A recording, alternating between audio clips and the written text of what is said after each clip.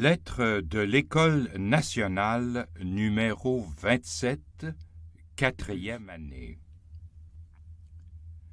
Relations et interrelations par Kim Nataraja. Dans Jésus le Maître intérieur, Lawrence Freeman montre que dans les demandes du Notre Père, nous voyons que toute prière concerne autant les relations humaines que la relation originelle à Dieu. La prière révèle ce réseau unique de conscience qui inclut la connaissance de Dieu, la connaissance de soi et les relations aux autres. Ce sentiment d'un réseau unique de conscience, d'une totale interrelation, s'est perdu au XVIIe siècle avec la montée de la conception scientifique de Descartes et Newton.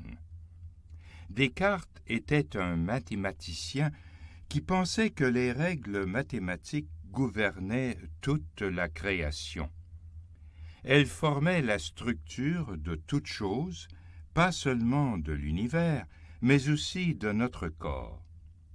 Descartes avait à la fois l'intuition précise qu'il était un être pensant et celle que Dieu était une entité parfaite qui oriente et éclaire son esprit.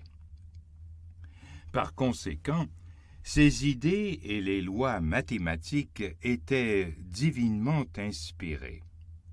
Dans cette conception, le problème pour l'humanité était que Descartes voyait la nature divisée entre le domaine de l'esprit, res cognitans, et le domaine de la matière, res extensa.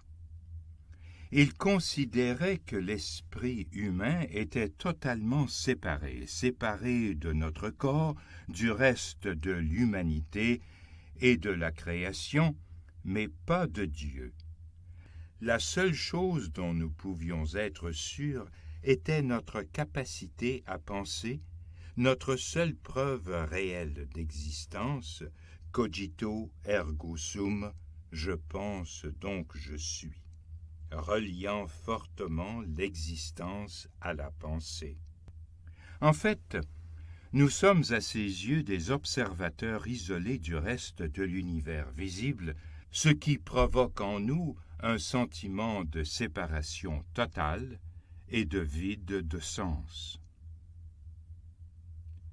La pensée rationnelle régnait en maître et, au cours des siècles qui suivirent jusqu'à nos jours, le simple concept de faculté spirituelle et intuitive et même l'existence de Dieu furent dénigrés, de plus en plus considérés comme non scientifiques et ridiculisés comme un héritage primitif du passé. Dans l'ensemble, on considérait que la science pouvait jeter un éclairage utile sur les croyances religieuses, mais que la religion ne pouvait en rien éclairer la réalité. En conséquence, la pensée rationnelle et l'intelligence intuitive furent classées séparément, amenant à séparer la science de la spiritualité avec des effets néfastes pour notre culture et notre société. Mais cette conception changea au début du XXe siècle avec l'arrivée sur la scène scientifique d'Einstein, de sa théorie de la relativité générale et la théorie quantique de Niels Bohr et Werner Heisenberg et al., qui ont regardé l'univers sous un tout autre jour. Non seulement Einstein réaffirmait l'importance de l'intuition, l'esprit intuitif est un don sacré et l'esprit rationnel un serviteur fidèle. Nous avons créé une société qui honore le serviteur et a oublié le don, mais lui et ses collègues scientifiques ont aussi totalement changé notre vision du cosmos. Leur regard sur la réalité ressemble à celui des traditions de sagesse et des religions du monde. Tout est important dans le cosmos, interconnecté et interdépendant. C'est une danse constante, créatrice d'énergie et de conscience, où tout a une influence sur tout le reste d'une manière transformatrice. Toute l'humanité est intégralement et activement engagée dans cette danse cosmique et est ainsi intrinsèquement reliée au reste de la création dont elle est co-responsable. Nous ne sommes plus des objets isolés. Cette vision du monde nous rend profondément conscients que nous aussi avons une signification et un sens profond. Comme on peut le constater, les idées des cosmologues, des physiciens théoriques, des théologiens et des mystiques se sont rapprochées.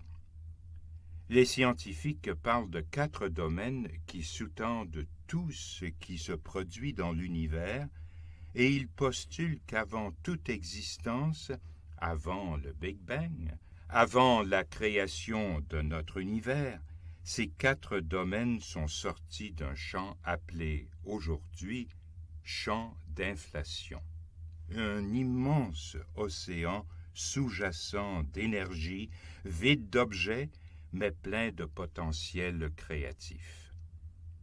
Les théologiens et les mystiques disent aussi que tout est un dans et au-delà de l'univers matériel, un vide immense qui est plénitude, qui est le fondement de l'être, la source de tout.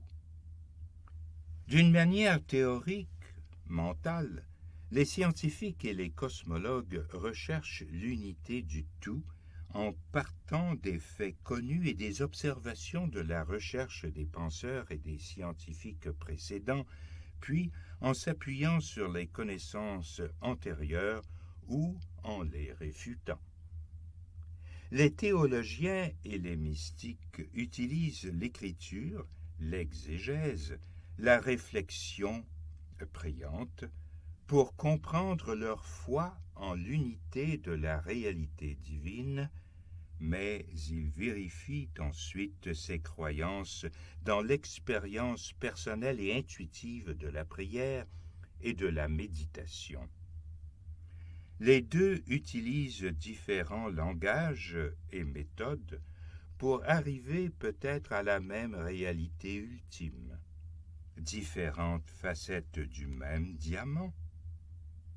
Mais le plus important est que les deux sachent qu'ils ne savent pas. C'est encore tout un mystère.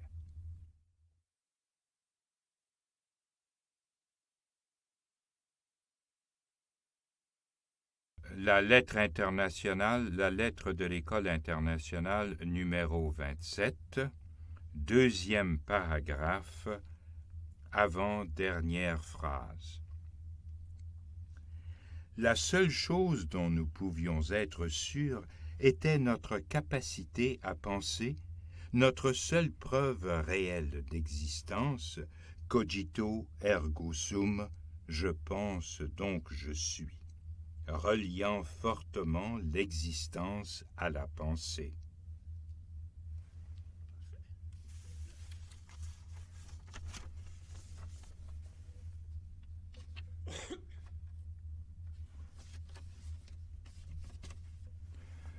On est rendu à 29.